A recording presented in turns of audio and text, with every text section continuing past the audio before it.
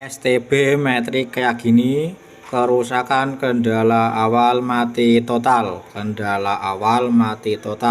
Sangat mudah caranya teman-teman. Kita suntik tegangannya, kita suntik tegangan dari sini, dari elko ini. Kita kasih tegangan 5 volt. Ini pakai adaptor 5 volt, kita kasih, dan ini hasilnya. Dan akhirnya STB pun sudah normal kembali, tinggal perapian. Gitu caranya teman-teman mengatasi STB metrik mati total. Terima kasih.